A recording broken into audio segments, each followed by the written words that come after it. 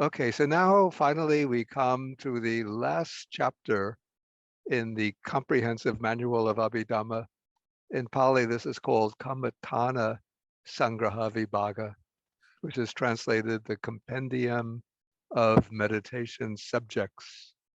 And this chapter will give a kind of condensed presentation of the system of meditation laid out in a work called the Visuddhimagga, which is a kind of comprehensive manual of Buddhist doctrine and meditation, composed in the 5th century of the Common Era by the Buddhist monk, South Indian Buddhist monk named Buddhaghosa, who came to Sri Lanka and worked in Sri Lanka. But he's not developing his own system of meditation, but he's basing this upon the lineage of meditation teaching that had come down in the Theravada tradition over the centuries. And this is not exactly corresponding in all respects to the teaching on meditation in the suttas, in the Nikayas. And so we find some new ideas, new themes, new approaches introduced within the, call this the commentarial lineage of teachings on meditation. And now, like in contemporary styles of meditation teaching, you find very different approaches. So there are like quite highly respected, highly revered meditation teachers who don't follow the system of the Visuddhimagga and the Abhidharma texts, but teach more directly from their own personal experience. Especially we find this with the teachers of the Thai forest tradition, like Ajahn Chah, Ajahn Mahabor, and so on. But within countries that rely very strongly upon the Visuddhimagga, the commentaries in the Abhidharma, then you will find that their systems of meditation are very strongly rooted within the kind of system that we find elaborated here. Okay, so first, the title of this chapter uses the word kammatthana. And the word kammatthana means literally it's a compound of kamma, which originally means action or work. It doesn't necessarily mean what we call karma in the sense of volitional actions that produce results or fruits. But the older sense is simply work or action. And Thana is a place. And so Kammatthana is literally the workplace. It's the workplace for a meditator. And the word is used to designate the subjects of meditation, since the subject of meditation is the workplace for the meditator to cultivate the mind and then reach the special attainments in that field of meditation. And then we could see from the opening verse that the author says he's going to explain in sequence, one after another, the two types of meditation, or the two types of meditation subjects for the development of, we use the Pali words samatha and vipassana, which we translate here as calm and insight. So these are two approaches to meditative development that we could already find mentioned in the Sutta Pitaka.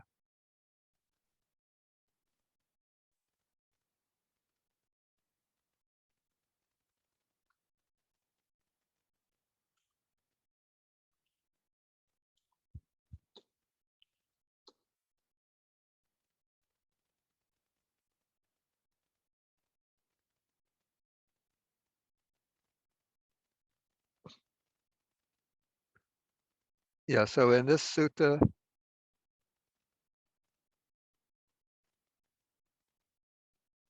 Can you see that sutta number 92? Yes, we can, Bhante. Okay. So this is from the Anguttara Nikaya, the Book of Fours, where the text says that there are four people found in the world. Somebody gains internal serenity of mind. Here the word serenity is the same word translated as calm. It's samatha, but not the higher wisdom of insight into dharmas, into phenomena. Insight is vipassana. Somebody gains vipassana, but not serenity or samatha. Another gains neither, and still another gains both serenity and insight. So you can see that there's a distinction between serenity or calm and insight already mentioned in the Sutta Pitaka. And what takes place in the Abhidhamma, and especially in a work like the Visuddhimagga, is a more detailed elaboration of what these two systems of meditation or two meditative qualities entail.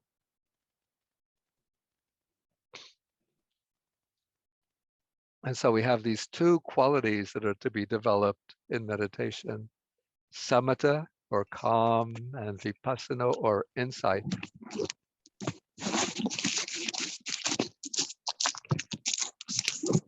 Yeah, somebody is not muted.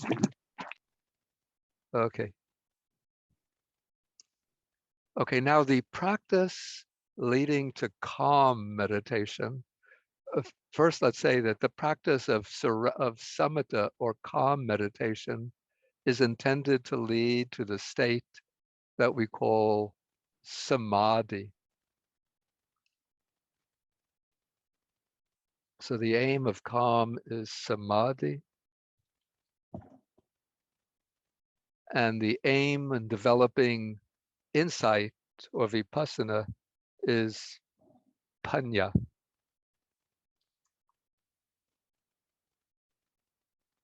Yeah, I don't have with this typing the N with the wiggle over the top, so you just read as though the wiggle is there. So, and this is in Sanskrit, prajna. Samadhi is the same in Pali and Sanskrit. And then we have panya in Pali, prajna in Sanskrit.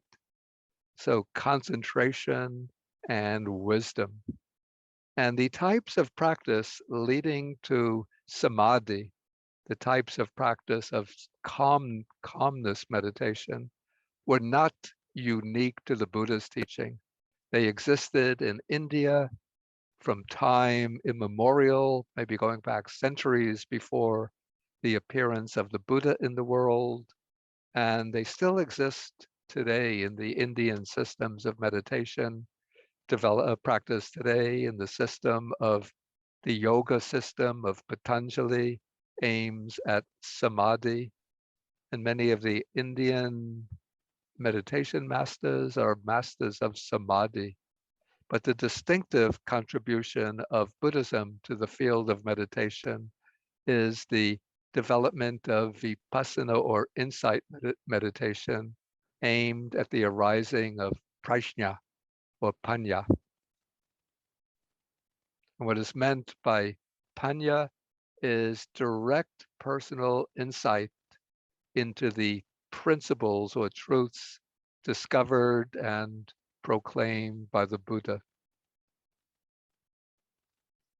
Okay, but even though the methods for developing calmness or samadhi go back before the time of the Buddha incorporated the calmness meditation into his own system because the kind of concentration to which it leads provides a secure foundation for developing insight meditation, for developing wisdom.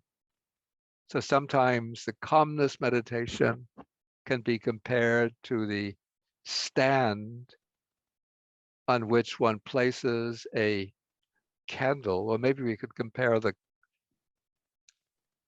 state of samadhi to the base of the candle, and wisdom to the flame of the candle. So the base of the candle supports the flame, and without the base, the flame couldn't burn. But it is the flame that sheds the light that illuminates the objects in the room. And so the samadhi provides that calmness, steadiness, firmness of mind that enables the light of prajna, of wisdom, to arise and to illuminate the true nature of phenomena.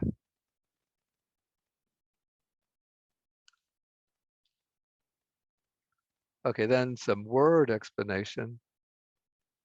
Yeah, first, now we have calm and insight, and the word translated calm is samatha, which here is said to denote quietude of mind.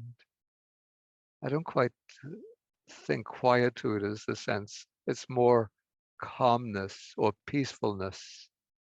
And the word, as I said, is closely connected with the word samadhi, which is often translated concentration. But one shouldn't think that they come from the same root, but etymologically they come from quite different roots. The word samatha comes from the root sam, which means to become peaceful. And from the same root sam, we get the familiar word in Pali, santi. Maybe the Sanskrit word is better known, shanti. So the Sanskrit root is sham, which gives us shanti. The Pali root sam gives us santi. And the meaning here is to become peaceful. But the word samadhi has a completely different derivation. Let me get a little box. Yeah, the word samadhi comes from a prefix sam, which suggests together, plus a long a, plus the root da, meaning to place. So the word samadhi means literally placing together. In other words, collecting or consolidating. So samadhi is the consolidation of the mind, the collecting of the mind, or the unification of the mind. And so samatha is defined formally as one pointedness of mind. So the Pali is chittase kagata, though some are not so comfortable with point for agga, but elsewhere the word agga can mean the tip. But in any way, the root idea here is unification of the mind, bringing the scattered, distracted, dispersed mind, bringing it together, collecting it. And when the mind is collected, then it becomes calm and tranquil. That is the state of samatha, which is technically defined as the 8 meditative attainments. And these 8 are the 4 jhanas of the, according to the Nikayas or the suttas. And if you remember what we've covered previously, the 4 jhanas of the sutta scheme become 5 in the Abhidhamma scheme. But here, I think we won't be concerned with the 5 Abhidhamma jhanas, but the 4 jhanas of the sutta scheme. And then we have the 4 immaterial sphere attainments, which we'll be coming to them later today. And so these attainments are called calm or samatha because the mind is unified, brought together, and this ends the wavering and distractions of the mind. So this distraction or wavering of the mind comes to an end. And that state in which the wavering comes to an end and the mind is unified That is samadhi.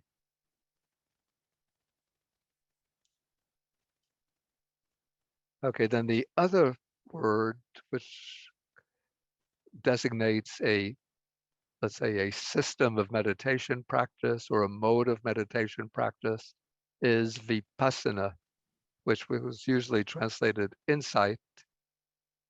And the commentaries explain this as they derive the word insight. They take the prefix vi to represent vividakara, which means in diverse ways. And then pasana is the same as dasana, which means seeing. So they explain it as seeing in diverse ways, in various ways. But I'm not so sure that that is the real original meaning of the word vipassana. I think it would be better to derive it, to take the prefix vi from another word, visesa, which means special or excellent, distinguished. So in this way, it's special seeing, seeing in a distinguished or excellent way. And technically, insight is explained as the direct meditative perception of dharmas or phenomena by way of the three universal characteristics: that all conditioned things are impermanent, all conditioned things are dukkha, unsatisfactory or suffering, and all phenomena, all things are anatta, non-self. And vipassana is actually a manifestation, it's almost synonymous with panya, with wisdom, with the task of uncovering or revealing the true nature of phenomena, true nature of things. And today, in today's session, we will be focusing on the section here on calmness meditation. And then tomorrow we'll be dealing with vipassana meditation. And it's vipassana or insight meditation that leads to the attainment of the what are called the paths and the fruits. That is the stages of supermundane or world transcending realization.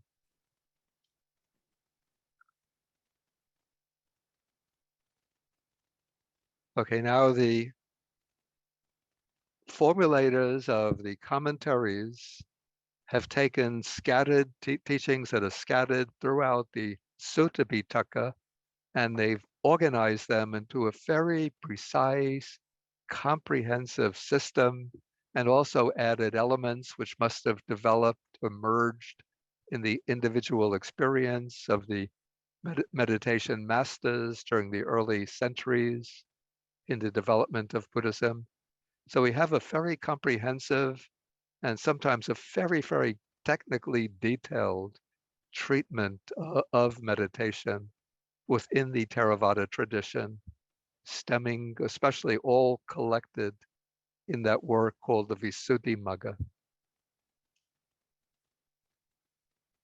Okay, so here we begin with the meditation subjects, and we have 40 meditation subjects, kind of classical list, which are grouped into 7 broad categories.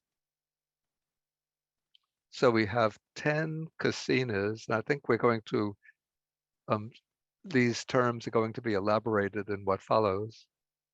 Here, we'll just go through the summary first, then we'll come to the elaboration.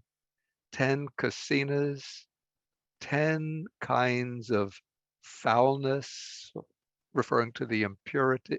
Actually, the 10 kinds of foulness here refer to the stages in the disintegration of a corpse, as we'll see. Then 10 recollections, 4 illimitables, or 4 immeasurable states, 1 perception, 1 analysis, and then the 4 immaterial states. So if you add them up, we have 10, 10, and 10, that's 30. Then 4 and 4 makes 8. Then 1 perception, 1 analysis. And that way we get the 40 meditation subjects. But the list of 40 is a little bit artificial, since the 10 kasinas and 10 kinds of foulness are really just variations on the same principle.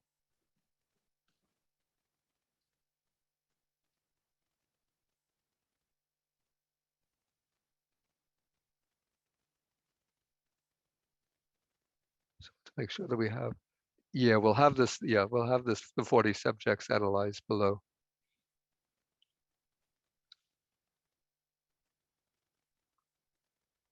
Okay, then we have, this is an interesting idea that's introduced in the commentaries. We don't find this in the suttas. Well, let's say in the suttas, there might just be hints at this idea, but this is something which is formalized and systematized in the commentaries, a distinction amongst people in terms of their charita, which is what we translate as temperament or character. In fact, the Pali word charita seems a little bit similar to the English word character. So we have 6 character types, and meditation subjects will be distinguished according to which subjects are appropriate for the people of which particular character types. So the character types or temperaments are the lustful type, the type who's disposed especially to sensual lust, to especially sexual desire. The hating type, the type that gets angry easily, that always complains, that grumbles, that gets spiteful, irritated. Okay, the deluded type, dull type, the type who has some difficulties understanding things. Then there's the faithful type, faithful in the sense of maybe we could call this the devotional type, the person who is strongly motivated by faith, devotion, reverence, veneration. Then the buddhi charita is the intelligent character, the kind of person with a sharp analytical mind, the kind of person who tries to understand things, who probes, investigates, inquires. And then it seems related to this kind of distortion of that is the vitaka charita, translated here as the discursive type, the type that's always pondering, speculating, wondering, is it this way? Is it that way? How is it? How could it be? It must be this way. It must be that way. So we have these 6 personality types, and they have different attitudes, different types of conduct. And it's said that the temperaments of people differ owing to their past karma. So the reason why we will have a particular one temperament rather than the other is probably because of our karma from previous lives, but it could also be due to our conditioning during our early years in this life. And even though we have 6 character types mentioned as though they're cut and dried, distinct from each other, but most people have some combination of these different character types. So probably nobody is completely lustful, completely hateful, but everybody has some mixture of these different types. But we could distinguish people in terms of which trend, which disposition is most prominent in their character.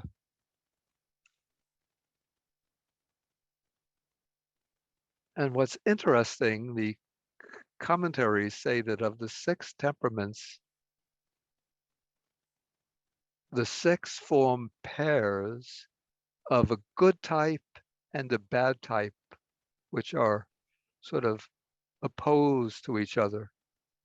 And so it says that the lustful and the faithful types form a pair, since both involve a favorable attitude towards the object. Say a man who has a lustful temperament will look at the beautiful woman and think, oh, what lovely smile she has, sparkling eyes, nice figure, always dwelling on good points, good features that stimulate the arising of lust. Whereas the faithful type has the favorable object, say, towards the Buddha, oh, so wise, so compassionate, such lovely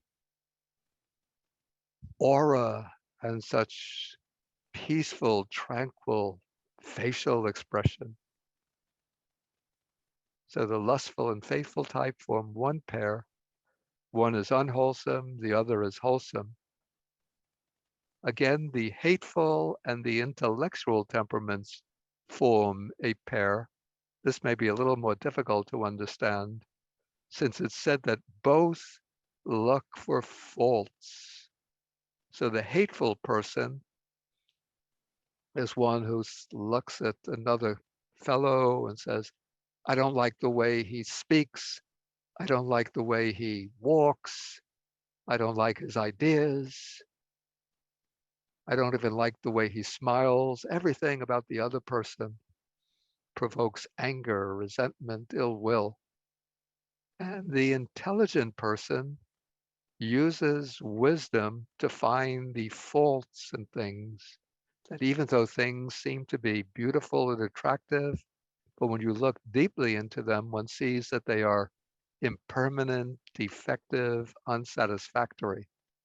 And so they use wisdom or intelligence to reveal, to expose the genuine faults.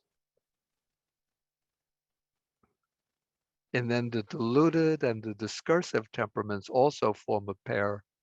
The deluded person vacillates owing to superficiality, while a discursive one vacillates owing to facile speculation.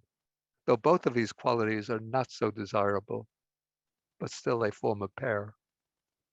Okay, so those are the 6 temperaments, and we're going to see down below how meditation subjects are divided up according to the temperaments.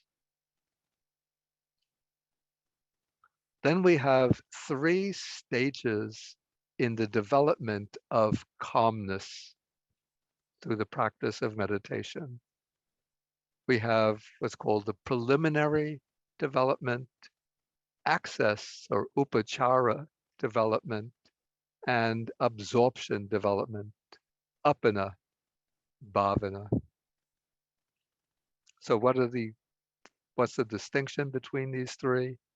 So the preliminary development occurs from the time one begins the practice of meditation up to the time that the 5 hindrances are suppressed and the counterpart sign emerges. We're going to come to the signs below. The 5 hindrances, these are the obstacles, the mental obstacles to the progress of meditation. So the 5 hindrances are sensual desire, ill will, dullness and drowsiness, then restlessness and regrets, and doubt. So those are the 5 hindrances which arise and obstruct the mind and prevent the mind from achieving samadhi. And then we'll come to the counterpart sign just below.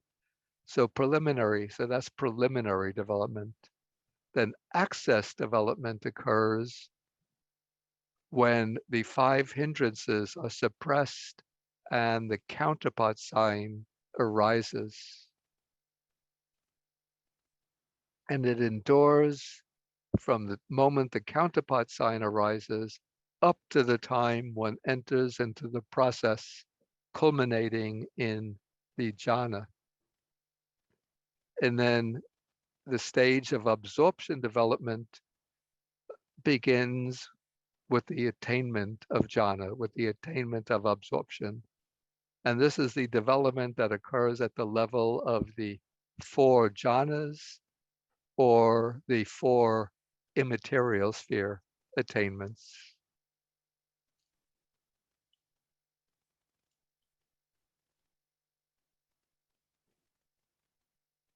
Yeah, first we're going to sort of cover these categories laid out in the abstract.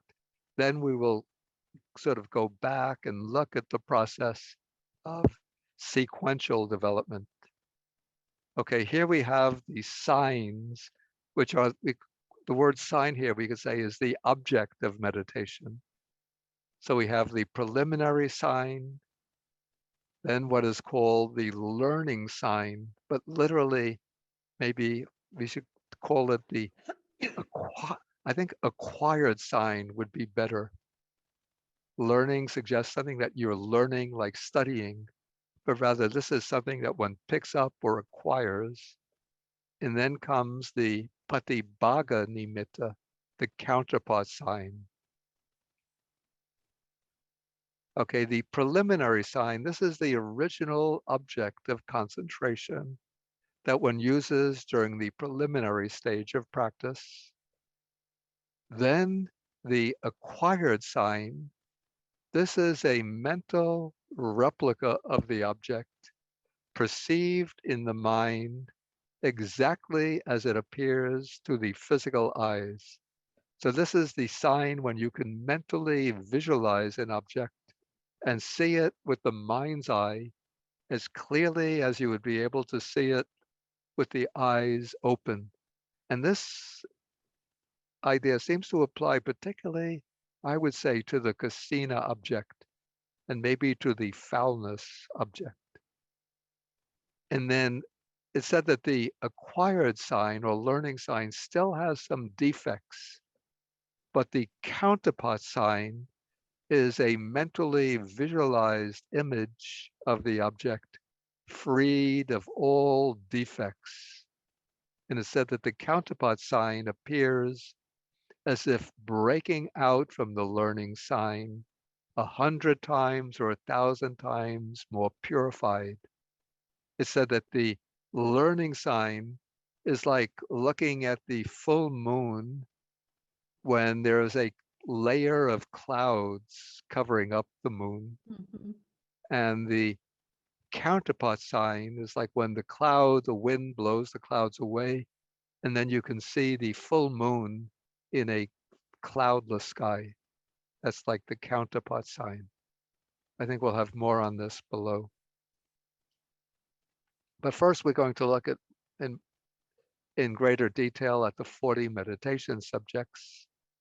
And we start with the kasinas, and this is a bit interesting, that in the Sutta Pitaka, we only find mention of the kasinas in a few places, and they're not assigned particular prominence, not, you don't find a lot of attention given to them.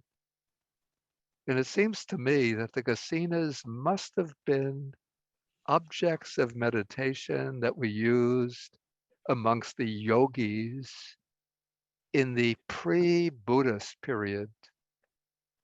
So as part of the landscape of contemplative practice that had developed in India before the Buddha appeared on the sign. And since the Buddha probably practiced the kasinas in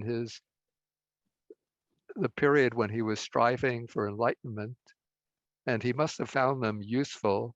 And so he incorporated them into his own system of meditation. But they have a rather subordinate place. But for some reason, it seems the Visuddhimagga gives prominence to the kasinas, or even the ancient teachers before the Visuddhimagga, probably because they form a convenient set of 10. So we have 10 kasinas. So 4 of them are based on elements: the earth kasina, water kasina, fire kasina, air kasina. 4 are based on colors: blue, yellow, red, and white. Then the 9th is called the space, or actually the limited space kasina. And the 10th is the light kasina. And the word kasina itself means whole or totality. And it's so called because the kasina object perceived in meditation, after one gets that counterpart sign, one is supposed to expand it and extend it until it extends everywhere and becomes all inclusive, all embracing. Okay, then the first of these, and the one that we could take sort of as the model for the others, is the earth kasina. And the earth kasina will initially be a disc, an actual physical disc. Here the size is given about 30 centimeters. So one would take something like a strip of bamboo and make a circle with it, an empty circle, and then one would fill that circle with clay, pure clay of uniform color. It says the color of the dawn, and then one smooths it out and uses it as the initial object for developing the earth kasina. It said one puts the disc about a meter away, and then one sits and concentrates on it with the eyes partly opened, contemplating it as earth, earth. Okay, then the water kasina, in this case, one might use a vessel full of clear water, which one contemplates simply as water, water. And the only one that I've really seen used in monasteries in Sri Lanka is the earth kasina. But it said the water kasina, yeah, okay, we mentioned that, a vessel full of clear water. The fire kasina, a little dangerous. Don't try it on your own. You light a fire, and then you could put a piece of leather, a piece of block of wood in front of it, or maybe a piece of aluminum with a hole, and then you contemplate the fire through the hole, thinking fire, fire. And the air kasina, I have to admit, I've never really understood how it works, but it said one concentrates on the wind blowing through a window or an opening in a wall, thinking air, air. The ones that are used most often in Sri Lanka, in some of the forest monasteries, are the color kasinas. So in this case, you would prepare a disc, again about 30 meters across, and then one colors it or paints it. It has to be a very pure blue, yellow, red, or white. And then one concentrates upon that disc, mentally repeating the name of the color. And so that one could even make the object from flowers, but easiest to have a flat circular disc and to paint it very smoothly, a uniform color. The light kasina, you can concentrate on the moon or lamplight, on flickering lamplight, or a circle of light cast on the ground. Don't look at the sun to get the light kasina because it's dangerous. You could harm the eyes. And this is a limited space kasina, not the infinite space. So you make a hole in a block of wood, in a board, about 30 centimeters in diameter, and then contemplate the space in that hole as space, space. So these are the kasinas, and we'll look below a little later. We'll look at the practice of the kasina in detail. Then we have the 10 kinds of foulness, which are stages in the disintegration of a corpse. In the Buddha's time, probably even in the age of the commentaries, often corpses would just be thrown into a charnel ground. And so the monks could go there to contemplate the disintegrating corpse. Now, very difficult to practice this. And so the only one that's really used that I know of is the skeleton.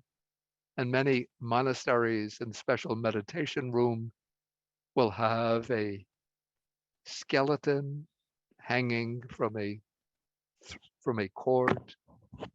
And now what's popular are the artificial plastic skeletons, which work just as well. And these are recommended especially for removing sensual lust. Then the 10 recollections, the Pali word is anusati. And if you look at the word anusati,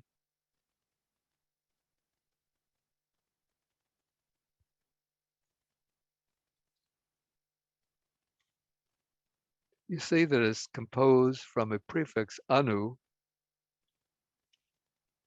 plus the word sati, which means mindfulness. Anu gives the sense of following or repeatedly. And so this is mindfulness which follows the qualities of, could be the Buddha, Dharma, Sangha, or the mindfulness which again and again turns over in the mind the qualities of the object. And so here we have Buddhanusati as the first one. This would be recollection of the Buddha, calling to mind the virtuous qualities of the Buddha. And we have the fixed formula that we use, Arahang Samma Sambuddho Vijacharana Sampanno. You can find this in any of the meditation manuals, the qualities of the virtues or qualities of the Dhamma, the Sangha, recollection of morality or virtuous conduct. That is, you recollect the special qualities of your own virtuous conduct in order to generate joy and happiness. Then comes the recollection of generosity. You recollect your own practice of generosity to generate joy. And then the recollection of the devas. This is not devotion to the devas, but you recollect that the deities were born into their exalted states because they possessed, as human beings, they possessed faith, morality, learning, generosity, and wisdom. And I too have those same qualities. So this is the mindfulness that takes as its object one's own qualities of faith, morality, learning, and so on, reflecting that you have the same qualities that the devas have. Then the recollection of peace is a kind of reflective meditation on the peaceful qualities of nibbana. Then the recollection of death is meditation on the inevitability of death. Mindfulness occupied with the body. This is the contemplation of the 32 parts of the body. And then the 10th so-called recollection is mindfulness of breathing. That is mindfulness of the in and out breathing. So actually mindfulness of breathing is not really a recollection, but it's a form of bodily mindfulness, but it's included under the recollections. And then come the next group of the 4 illimitables or the 4 measureless states. These are also called the Brahma Viharas, the divine abodes. And so these are loving kindness, compassion, mudita, or altruistic joy, appreciative joy, and equanimity or impartiality. And they're called illimitables or immeasurable states because they're to be extended to all living beings without measure, without any limits, without any restrictions. So loving kindness is the wish for the welfare and happiness of beings. Compassion is that quality that makes the heart tremble with the suffering of others. Mudita is the quality of rejoicing at the success and good qualities of others. And equanimity is actually impartiality, freedom from attachment and aversion towards others. The one perception, yeah, please, everybody should mute. Yeah, the one perception is this might seem a little bit strange. It's the perception of the loathsomeness in food. Well, maybe we better say the repulsive nature in food. And so in practicing this meditation, which you can even do while you're eating, it's you reflect upon the repulsive aspects of nutriment. So the difficulty in acquiring food, especially when you the food, when you put it on the plate, looks so tantalizing and delicious, but then you put it in the mouth and you chew the food. And then if you were to spit the food out after you've chewed it a few times and then offer it to one of your friends, say, I'm sharing this food with you, they will turn away, repelled by it. And even if they say, eat it back, eat it yourself, you wouldn't want to eat it again. And then you reflect on the repulsiveness of the food when it goes into the stomach, when it gets digested, and then eventually when the food, undigested food, comes out in the form of feces. And this is a good way for eliminating or overcoming attachment to the delicious tastes of food. And then the one analysis is the analysis of the body into the four elements. Maybe the word analysis is a little misleading since it's not just an intellectual analysis, but one actually contemplates the body by way of the four elements. The earth element manifested in the solid parts of the body, the water element in the fluids, the fire element in the bodily heat, and the air element in the breath and in the vital currents. Okay, then we have the four immaterial objects. These are the objects of the four immaterial attainments: the base of infinite space, base of infinite consciousness, base of nothingness, and the base of neither perception nor non-perception.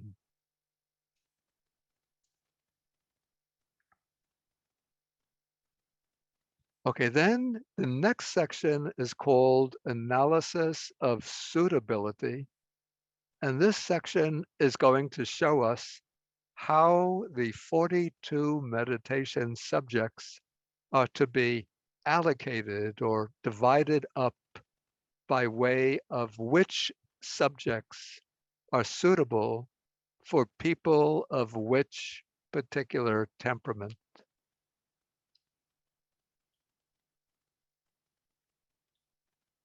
And so we start off with the lustful temperament, the types of people who are especially disposed to sensual craving, sensual lust. And for that type of person, the most suitable objects are the 10 kinds of foulness, that is the body in the 10 stages of decomposition.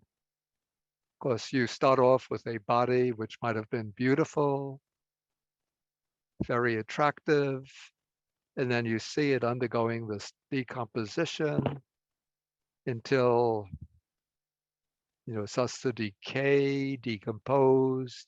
The parts, get eaten up by animals and by worms until there's nothing left but a skeleton. And that way you lose that attachment and lust to the body.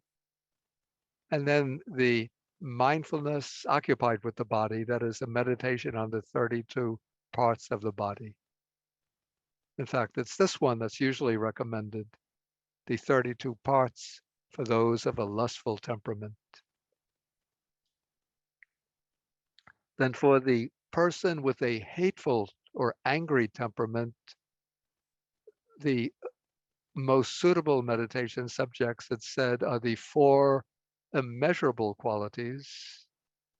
Because here one is developing especially boundless loving kindness, compassion, altruistic joy, and impartiality. So one is removing hatred and ill will.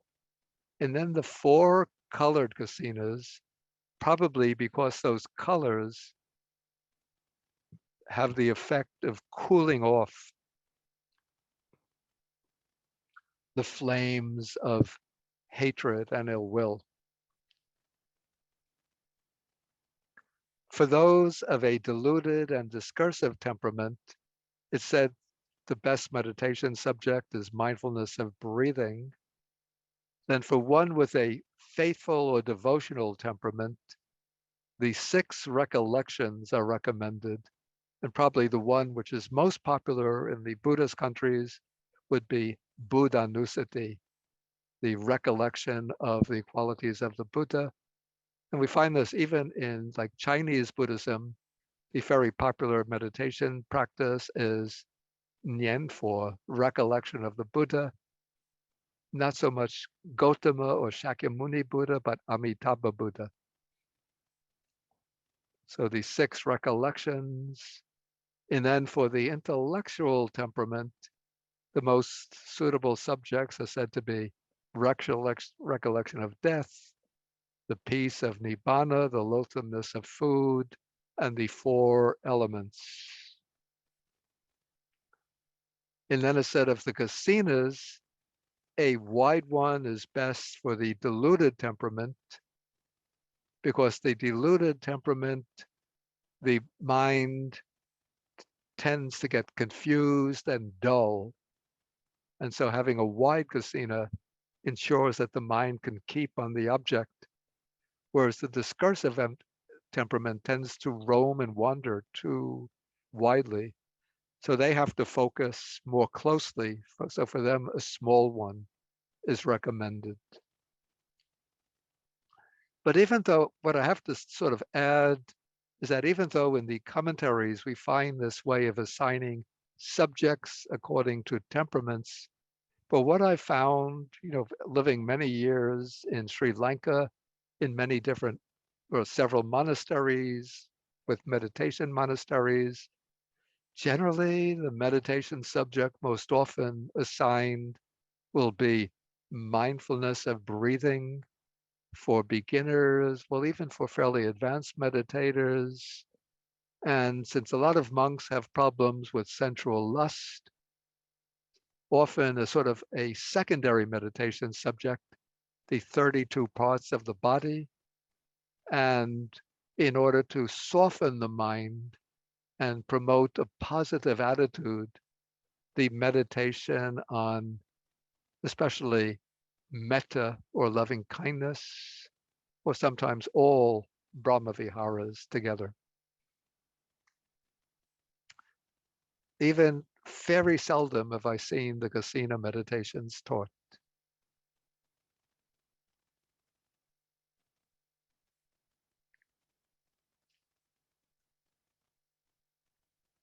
Maybe at this point, maybe we could take some questions before we come to the stage of development.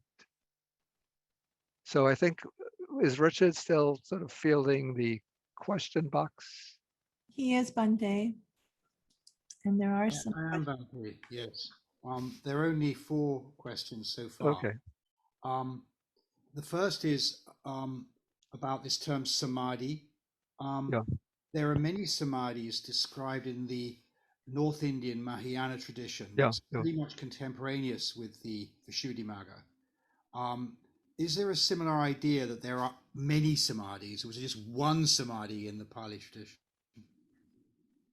Well, there's not one samadhi in the Pali tradition, but let's say first, I know in the Mahayanas, especially the Mahayana sutras, they speak of often very, let's say, picturesque terms for these samadhis, like samadhi of the sun, samadhi of the wind dispersing the clouds, samadhi of the sun shining in the bright sky, king of diamonds samadhis, and so on.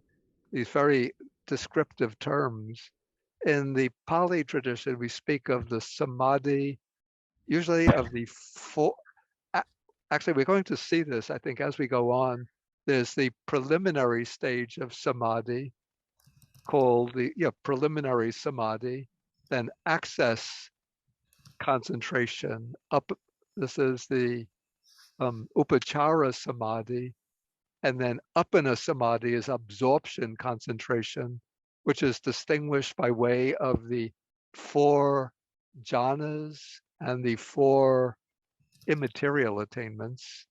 And then we also find even in the Pali Suttas, the 3 terms which are called the signless samadhi, the wishless or desireless samadhi, and the emptiness samadhi.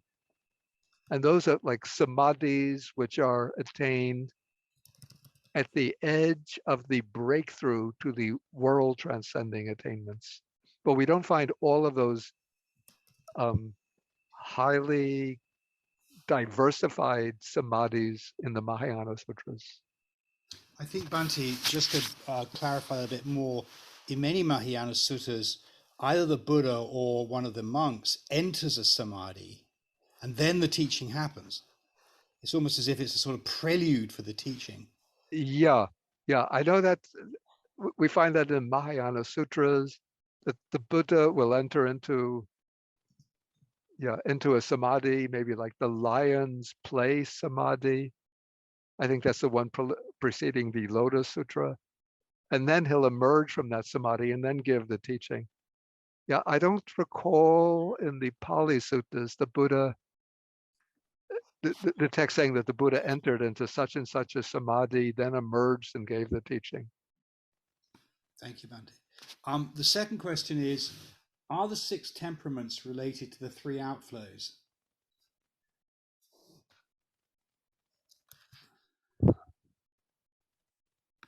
Not explicitly. Okay, thank you, Bhante. Yeah.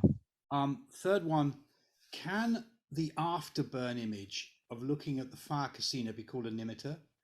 Or is a nimitta only a mind made and not from a visual imprint?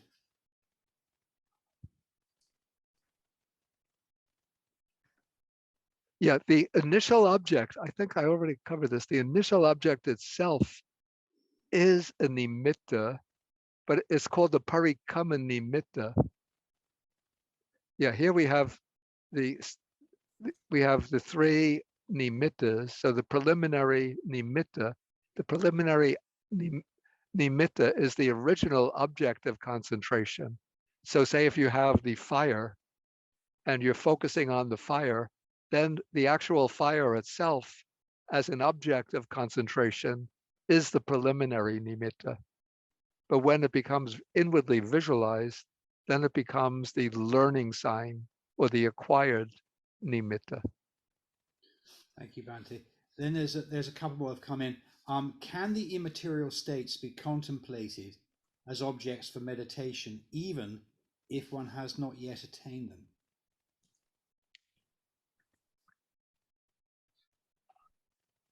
It's an interesting question. One could certainly sort of reflect on those ideas. It's an interesting question whether one can go and enter into those attainments without proceeding in sequence through the jhanas, and then from the 4th jhana, then launching into the immaterial attainments. The way it's presented in the Visuddhimagga system, one goes through the 4 jhanas, one masters the 4 jhanas, then one can go into the immaterial attainments.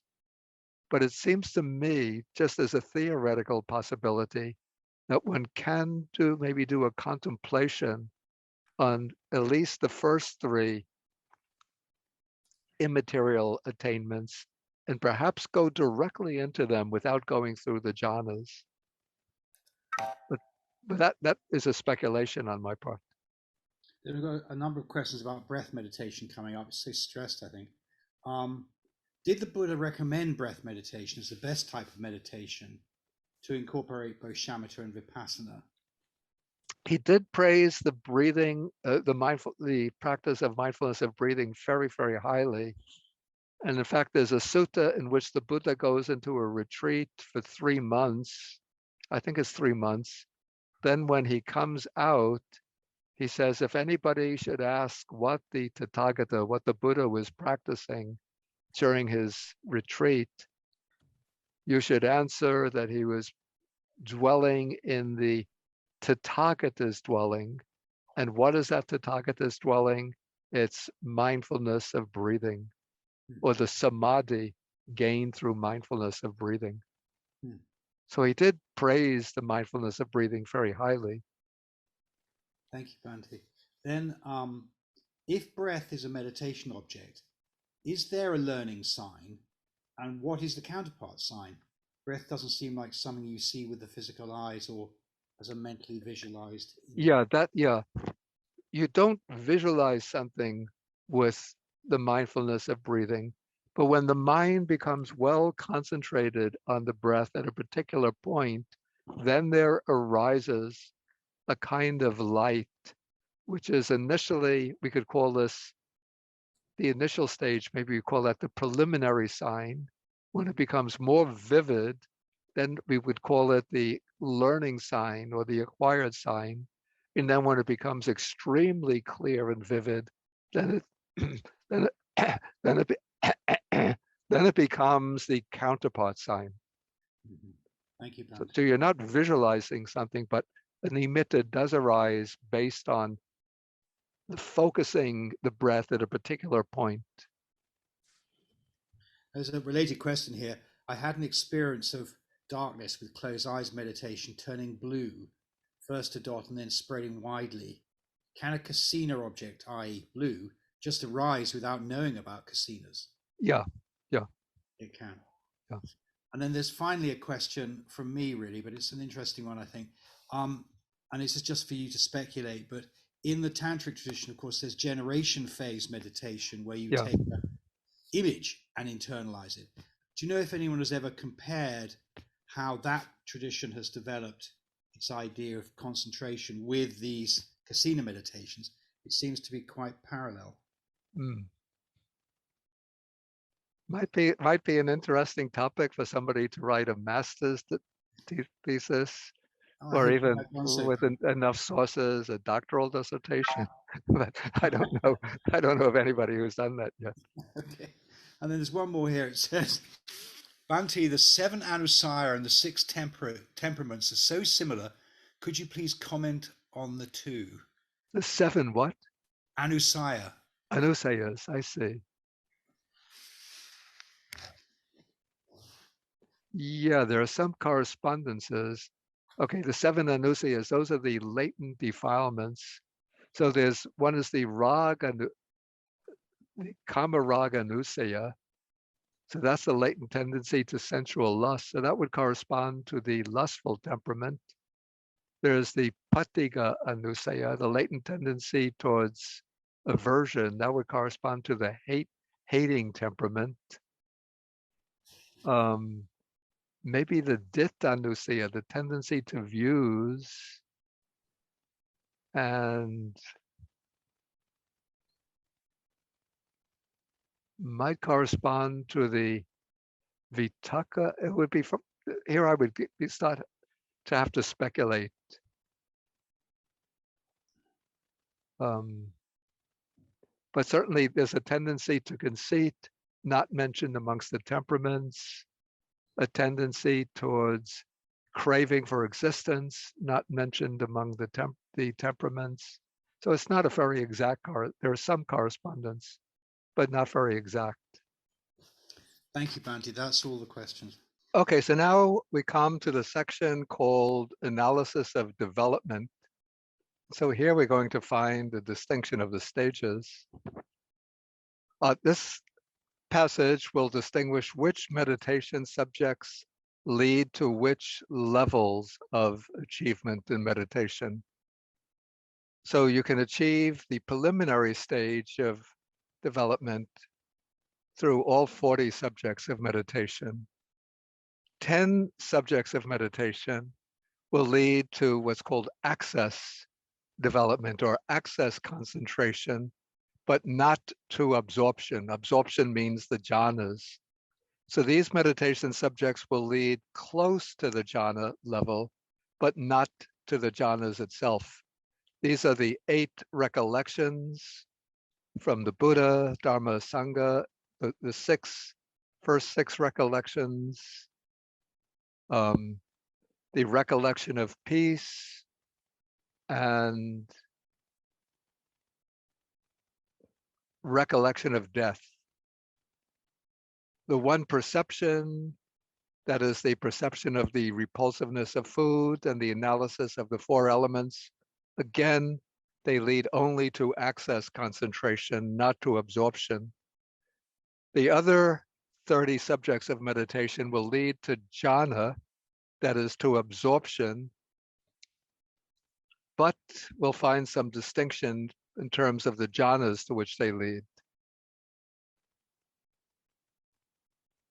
Okay, so the 10 kasinas and mindfulness of breathing can lead to the 5 jhanas, that is of the Abhidhamma system, or 4 jhanas of the Sutta system, whereas the 10 stages of decomposition of the corpse and mindfulness occupied with the body, that's the 32 parts of the body, can lead to only to the first jhana, but not beyond.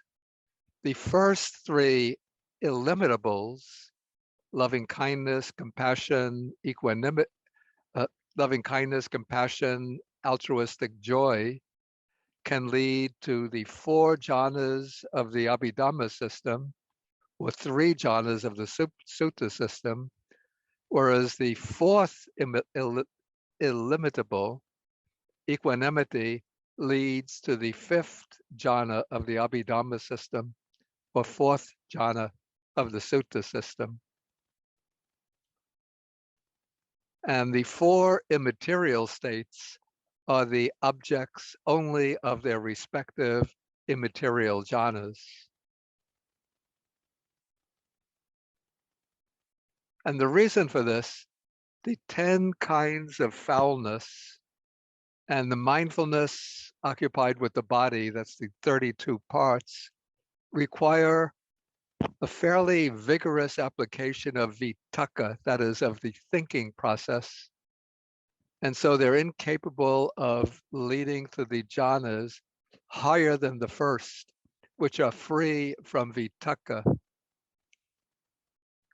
Then the lower 3 immaterial, the lower 3 illimitables arise, it said, necessarily in association with joyful feeling or pleasant feeling. And so they will lead only to the lower jhanas that are accompanied by pleasant feeling or joyful feeling. Whereas equanimity arises in association with neutral feeling. And so this can occur only at the level of the 5th jhana, or the 4th jhana of the Sutta scheme, which is accompanied by equanimous feeling or neutral feeling. This is what is said in the commentaries, but sometimes I don't know whether it's entirely true. Okay, now we come to the arising of the signs in meditation. Okay, so we have the 3 signs. The preliminary sign is the original object, and then the learning sign or the acquired sign. So these are found in relation to every object in the appropriate way. The counterpart sign, that is the sign that will be the basis for the jhanas, is found only in the kasinas, in the foulness, or in the body and stages of decomposition, in relation to the 32 parts of the body, and in relation to the mindfulness of breathing. And it's by means of the counterpart sign that access concentration and absorption concentration occur.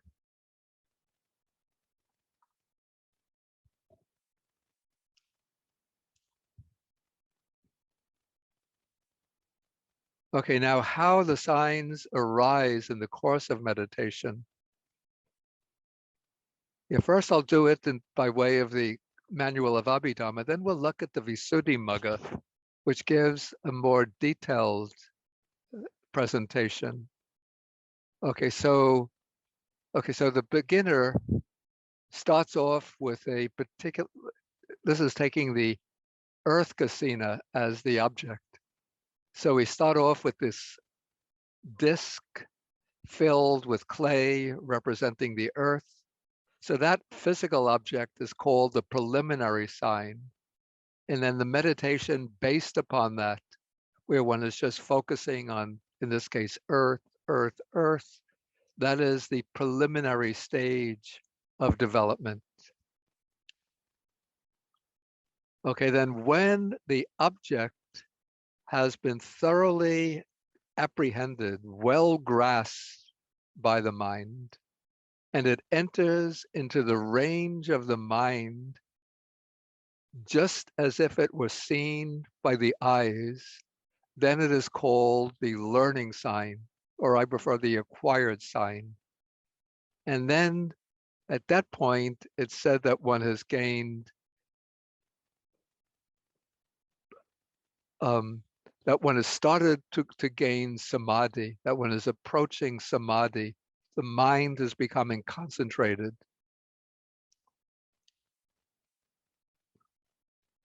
Okay, when one has become thus concentrated, then one applies oneself to meditation based upon that learning sign. One continues to focus on that learning sign.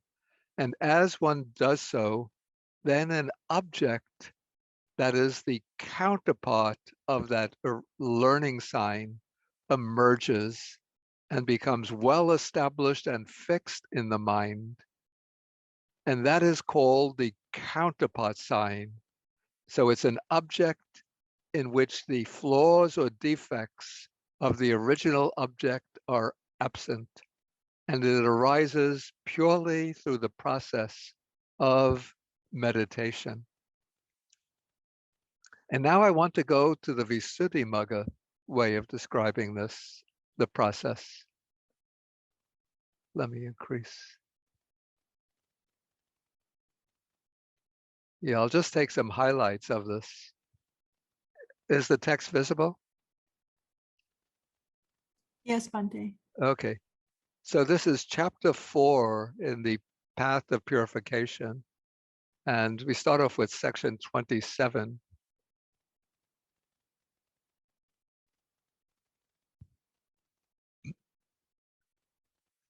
Actually, it starts off describing how to make, it gives the actual instructions for making an earth kasina.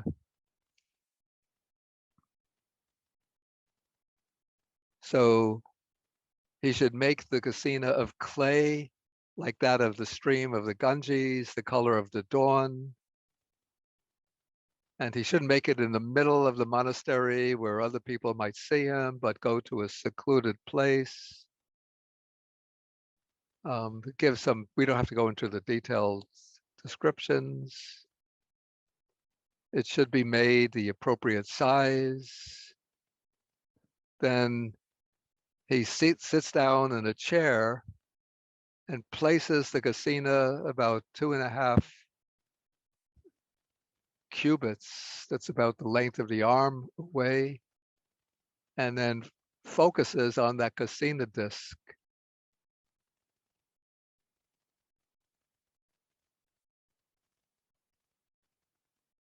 And he should do so, he should open the eyes moderately, not too widely, but not closed, and perceive the object, and in this way develops it. Apprehending the object, keeping the eyes moderately open, not paying attention to the color, but rather focusing more on the characteristic of it being the earth. And he could use as a focusing device, use the word. In this case, they use the Pali word patavi, meaning earth. And sometimes it says he should look at the object, sometimes with the eyes open, other times with the eyes shut, and should go on developing it in this way 100 times, 1,000 times, until the learning sign arises. And then while he is developing it in this way, when that object comes into focus with the eyes shut, exactly as it does when the eyes are open, then it's said that the learning sign has arisen. And at this point, he doesn't need the physical object anymore, but he could go to his own room and then start meditating purely with the visual object. But if the concentration gets sort of shaken, then he can go back to the original place where he has the physical object and start again, focusing on the physical earth disk. Okay, but as he's focusing now on the learning sign, it said that the hindrances become suppressed, the defilements subside, and the mind becomes concentrated with now what is called access concentration. And at this point, the counterpart sign arises. So the counterpart sign is initially the object of access concentration, a concentration approaching jhana, but not yet in the jhana. Okay, now it's explaining the difference between the learning sign and the counterpart sign. It says that with the learning sign, any fault in the kasina is apparent, but the counterpart sign appears as if breaking out from the learning sign 100 times, 1,000 times more purified. I like this, like the moon's disk coming out from behind the cloud. And it is born of perception. It's not a physical object in one who has obtained samadhi or concentration.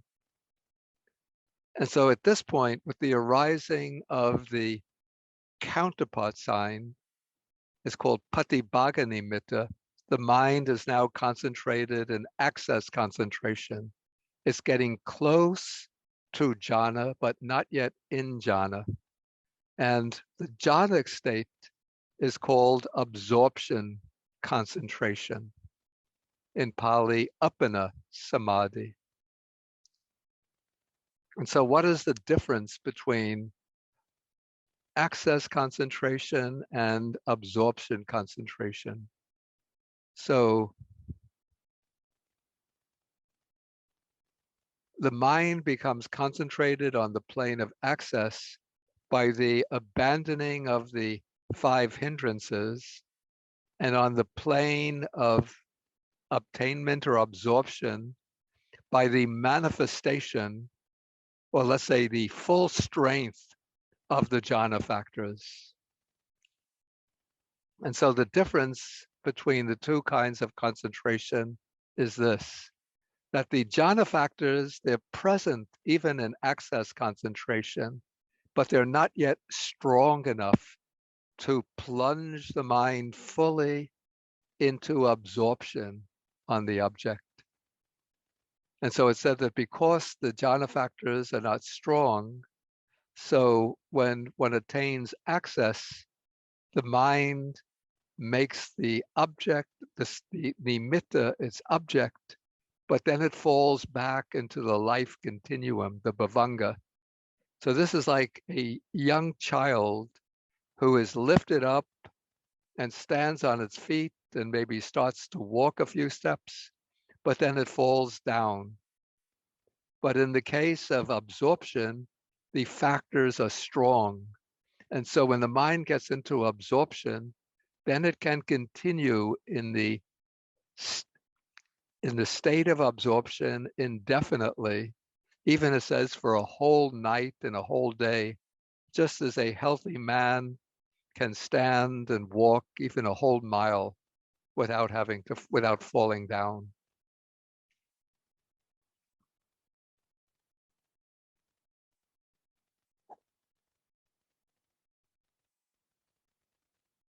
Okay, now we continue. Now we come to the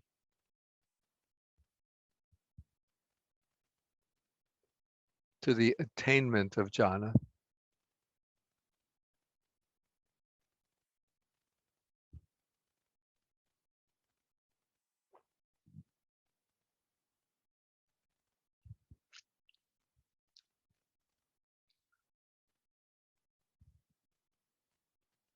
Okay, so now it's said that when the counterpart sign has arisen, then access concentration has been attained. And this is considered the access concentration is still a concentration of the kama vajra, of the sense sphere. But as one continues to focus on the counterpart sign by means of access concentration, then when the jhana factors become strong enough, then one enters the first jhana. And at that point, the mind makes the transition from the sense sphere of consciousness to the fine material sphere of consciousness.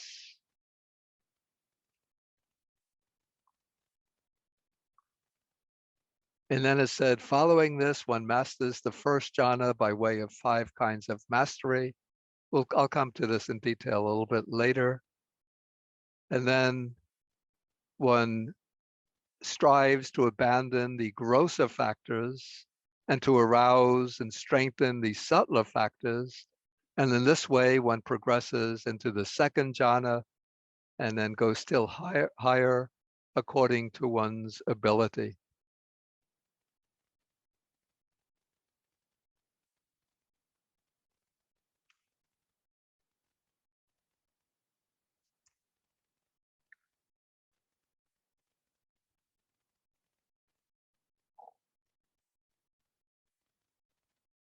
Yeah, let us now go to the Visuddhimagga to look at the process for attaining the jhanas. So when the sign has arisen, the Visuddhimagga gives instructions for guarding the sign, protecting the sign, because it's considered a very, very precious achievement, and so wants to preserve it and not to lose it. And so it gives some advice. You have to choose a suitable abode,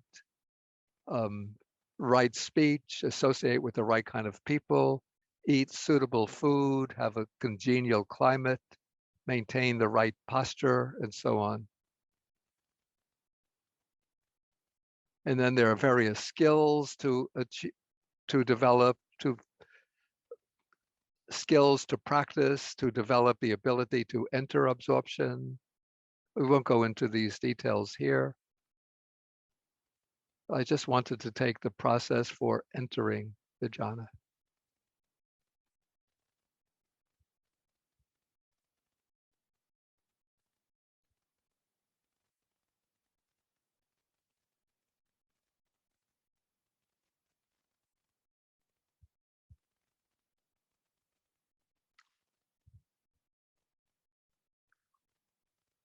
Okay, so here the Visuddhimagga is using the cognitive series of the Abhidhamma to explain how jhana arises.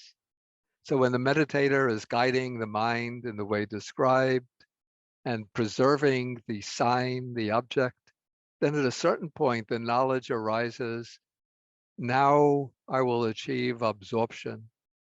Then there arises a mind door adverting consciousness with the particular, in this case, the earth kasina as its object.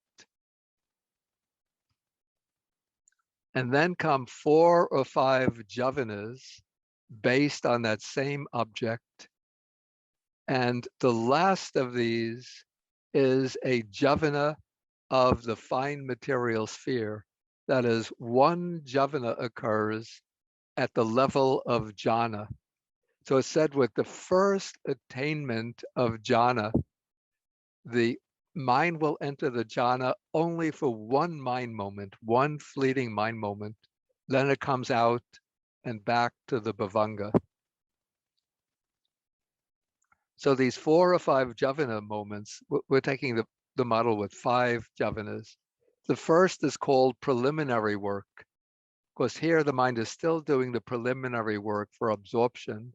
The next is called access, because now one is getting close to absorption. The next is called conformity, because now one is the mind is in conformity with the jhana, but not yet in the jhana.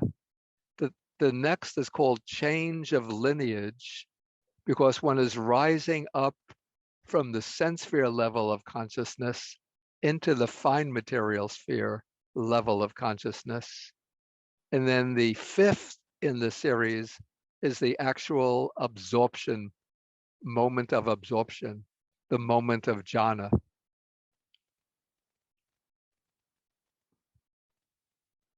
And it's said that initially the absorption only lasts for one conscious moment. But it is said that after that one moment of gaining the jhana, one continues to develop the skills of jhana practice until one is able to remain absorbed in the jhana continuously, even for an hour, several hours, even for a full day, without coming out from the jhana. And then the procedure for moving to the higher jhanas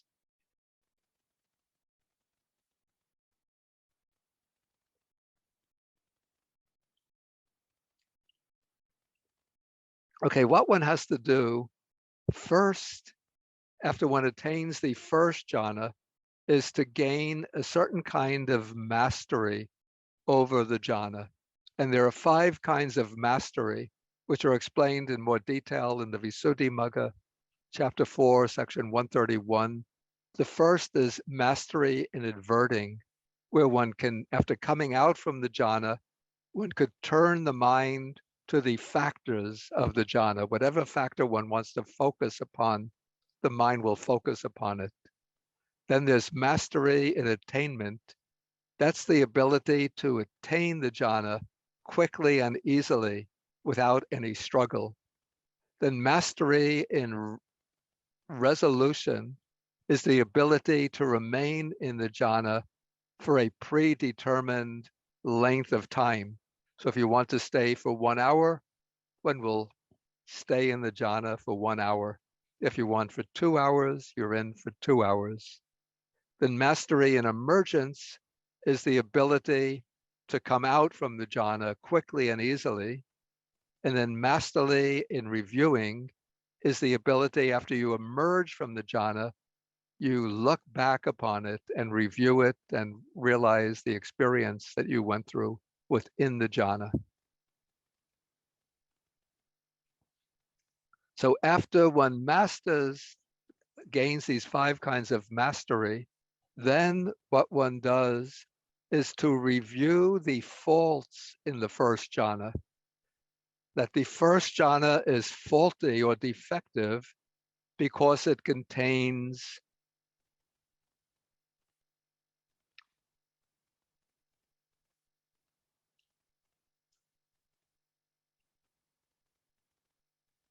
Yeah, so we see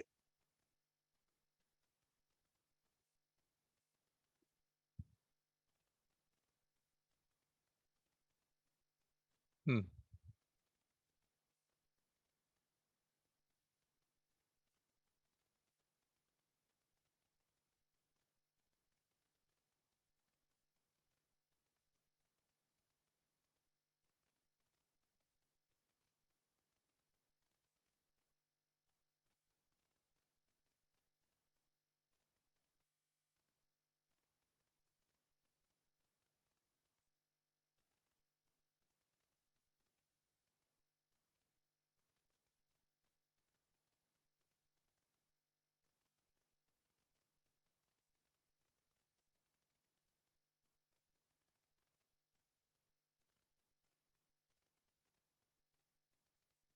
okay.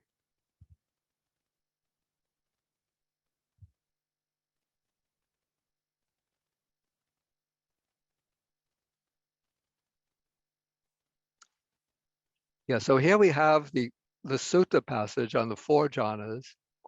So we have the first jhana. It consists of rapture and pleasure, born of seclusion, accompanied by vitaka and vichara, here translated as thought and examination.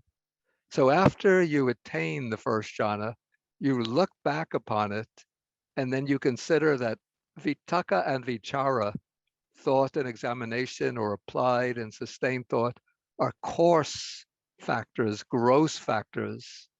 And beyond this, there's an attainment which is more peaceful and sublime without thought and examination. Then you go through the practice again, aiming for the second jhana. And when one's mental faculties are strong enough, then vitaka and vichara drop away, and one enters into the second jhana, which has this internal tranquility of mind, unification of mind, and now it has rapture and pleasure born of concentration without thought and examination. Then one masters the second jhana in the same 5 ways, gaining it repeatedly, learning to be able to enter it whenever one wants, to remain as long as one wants, to emerge when one wants. And then one examines the fault in the second jhana, which is that it contains rapture, which is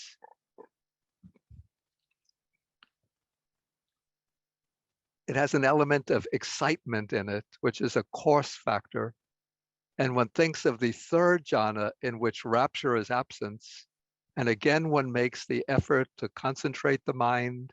And at a certain point, rapture drops away. And then one enters into the third jhana in which there is still the experience of pleasure, but no rapture. So that is the third jhana.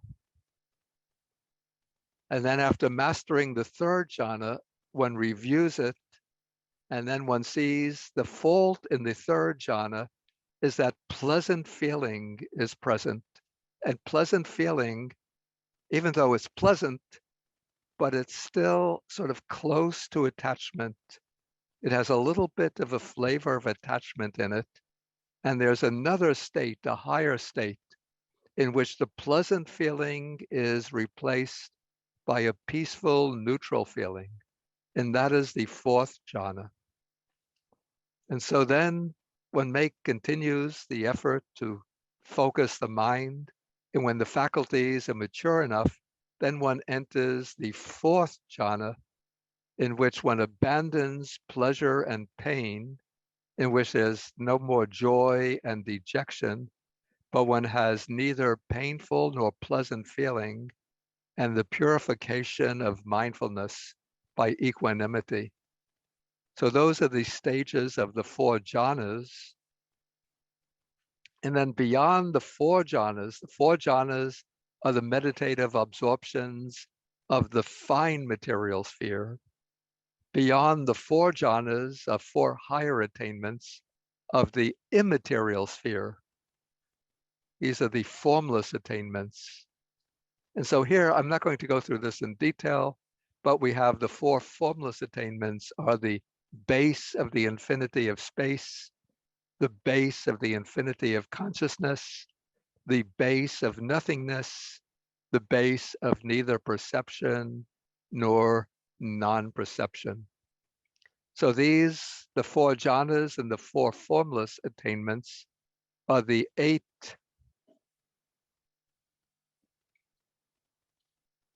whoops.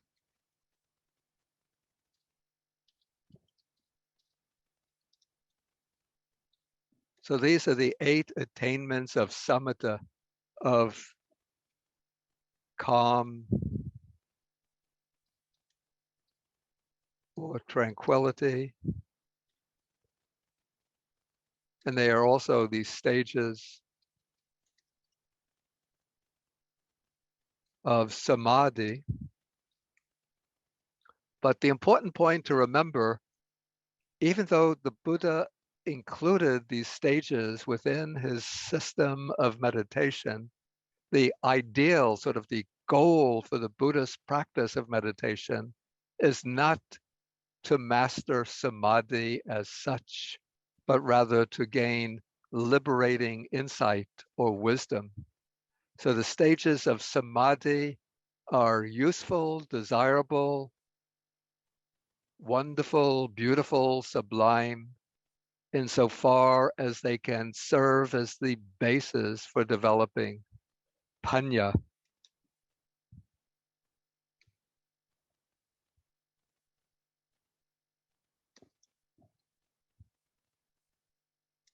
wisdom, or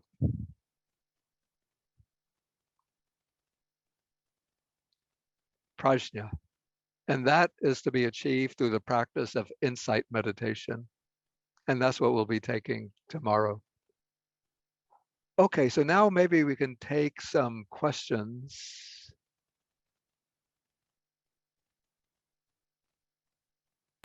Yes, Bhante, thank you.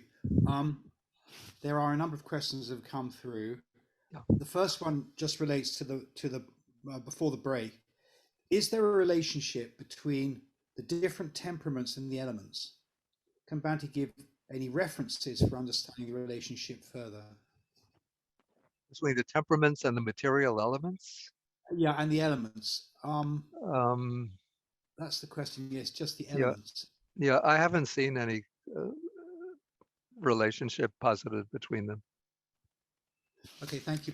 The second one is this strange quote in the Shuddhimagga you gave, that the casina, earth casina, should be dawn-coloured clay. Is that sort of grey clay? What do you mean by dawn-coloured? No, dawn would be the color when the sky, when the sun is not yet risen, but the sun is lighting up the sky, so it would be a reddish brown. Reddish brown, I see. Yeah, I think it's aruna would probably be the Pali word, so it's a reddish brown color. Okay, I see. Red clay, basically. Like Yeah, yeah, like reddish brown clay. Yeah. Thank you. Then the third one is the breaking out of the counterpart sign a dynamic event, like the clouds clearing the moon? Is it sort of dynamic, like a breakthrough? I would assume that it differs for different meditators. For some, it might come somewhat dramatically, like a breaking out. For others, it might manifest gradually, that the learning sign sort of becomes clearer and brighter. And then at a certain point, it will have transformed into the counterpart sign. Thank you, Bhante. The fourth one is, are these jhana states exactly as outlined, or are they individual and not so linear? Do they arise exactly as outlined, or? I mean, are they necessary? Yeah, Are they do they necessarily? appear in that necessary sequence, or could they be individual and not so linear? People are having them in different order or whatever. I think initially it would seem to me that one would have to attain them in order, because what one has to do progressively is to overcome sequentially. One has to overcome the coarser factor And so one would first have to master a lower jhana and then weaken the Korsa factor until it drops away, and then one could enter the higher jhana. But after one has gained the skill in attaining the 4 jhanas, then one can make the determination if one wants to enter, say, the 3rd jhana for some reason. Perhaps one doesn't have to pass through the first, second, and the 1st and 2nd jhana to go into the 3rd. Or maybe one will go into the 1st and 2nd just almost instantaneously, and then get into the 3rd, and then you could remain in the 3rd for an extended time. Thank you, Bhante. The next one is the entry into jhana always the result of intent, i.e. karmic action? It would seem, certainly for the initial attainment of jhana, for somebody who has not practiced jhanas in previous lives, it would certainly require intention and a lot of effort. But it is quite conceivable to me that somebody who has practiced jhanas in previous lives would have a sort of a strong base of, we call this a vasana, that is a mental formation of jhana in the mind. So maybe without even making a deliberate attempt to enter to attain the jhana, they might just sit someplace and just maybe they're sitting in front of a calm pool of water, and then they focus the mind on the pool of water and maybe close the eyes, and then just the mind will enter into a jhana based on the water kasina, without an effort to go into a meditative absorption, but it just happens spontaneously. In fact, I've heard of people and read of people to whom something like that has happened. I mean, obviously relating it to the Chitta Vritti, because the jhanas arise in the Javana phase, Yeah. it's the karma generating phase of consciousness, isn't it? Isn't that? Well, it's the Javana phase that creates the karma. So that ability to go into the jhana, it wouldn't be a result of past karma in the sense of a vipaka. It's not a vipaka, but it's because in past lives a person has practiced the jhana. So there's just a strong habit formation towards the jhanas. And so when they start to meditate, they'll be able to go into jhana fairly easily, or as I said, even without some deliberate attempt or effort to do meditation. Just if the mind becomes very calm, settles down, becomes focused, they can spontaneously go into a jhanic state. Thank you, Bhante. Then there's a question: how would a meditator know that access concentration is attained? Yeah, this is also the same question could arise with regard to the jhanas. How does one know that one has entered into jhana, or into this jhana rather than another jhana? And here I have to say that there's a lot of subjective differences, and a lot of different descriptions of what is actually exactly entailed by the word jhana, or by the attainment of a jhana. There was a book published some years ago, I think it's called Samadhi. Who is the one who edited that? Somebody in California. Anyway, he asked a number of meditation masters to write about samadhi and jhana. And these are English-speaking meditation masters. And the descriptions of what is meant by jhana differ so widely that one wonders whether there really is a shared experience that can be called jhana. But apparently in the Buddha's time, there was, and that meditators can recognize what is a true jhana, what is not.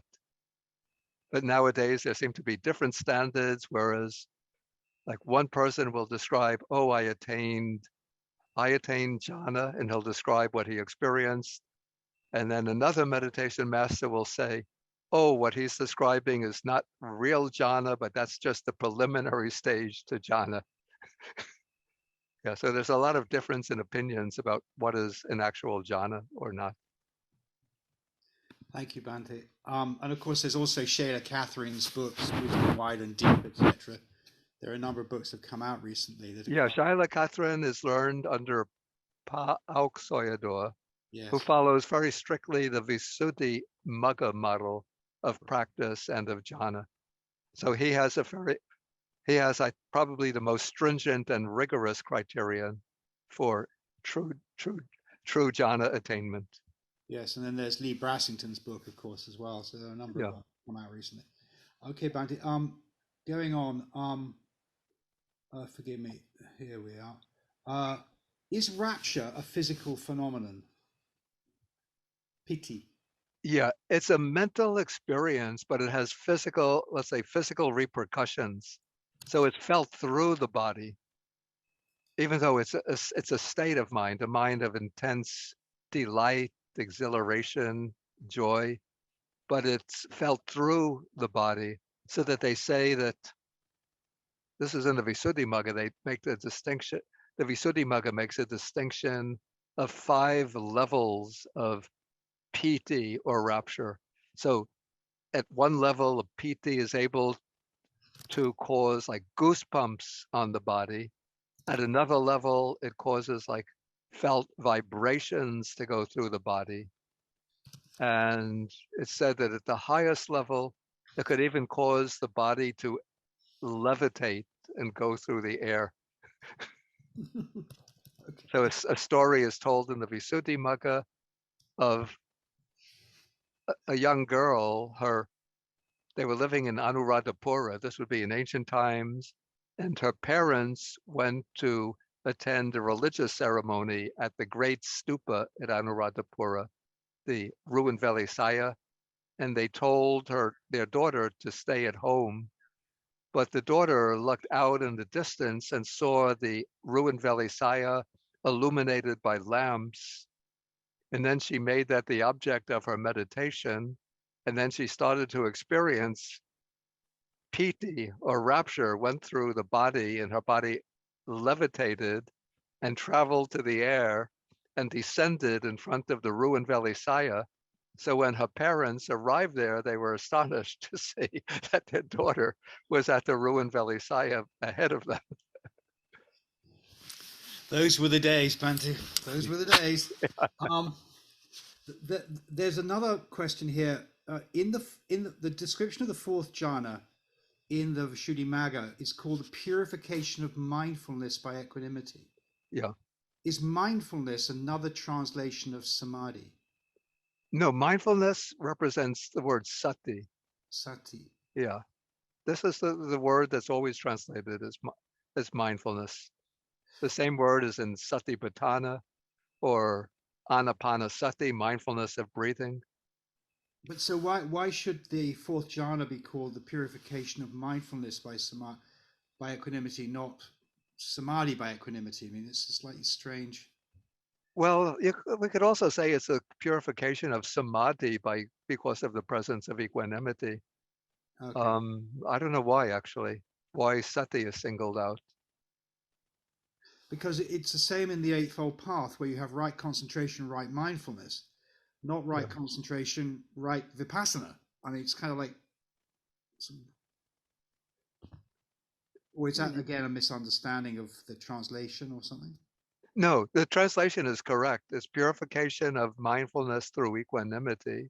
Right. Why? The only question is why mindfulness has been singled out rather than samadhi.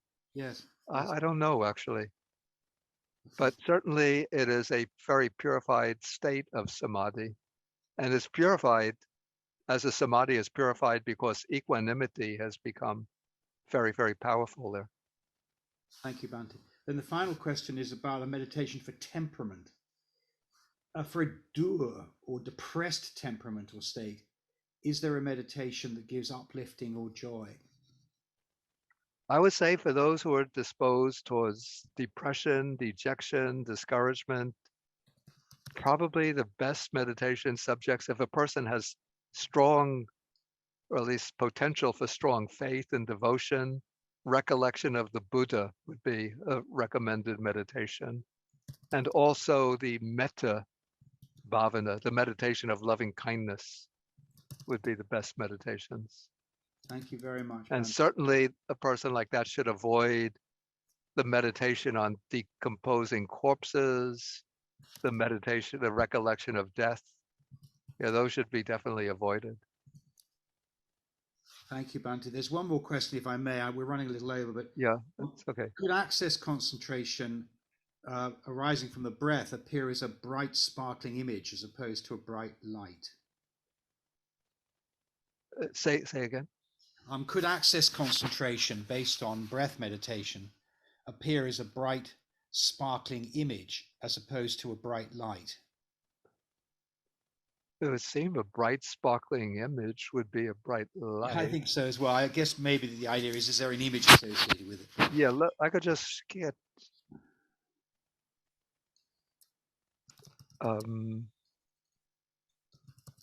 yeah, there's a section here on the nimitta with the anapanasati. Let's just see if I can find it quickly.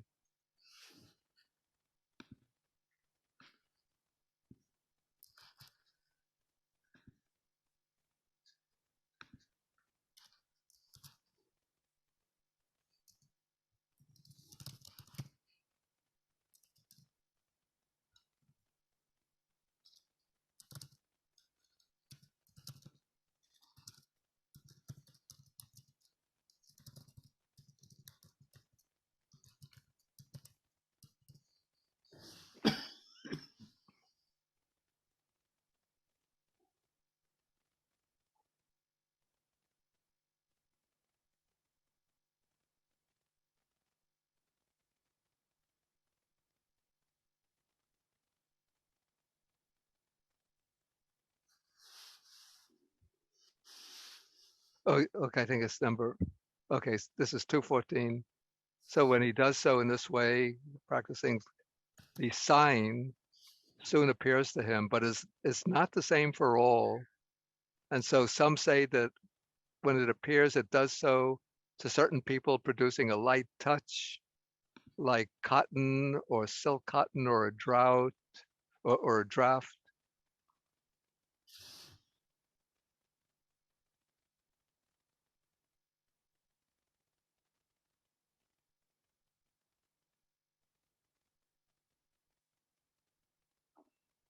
Some of these descriptions of the sign seem a bit strange to me. Like some says it seems like a great mountain torrent, some like a line of forest trees, like a spreading fruit tree giving a cool shade.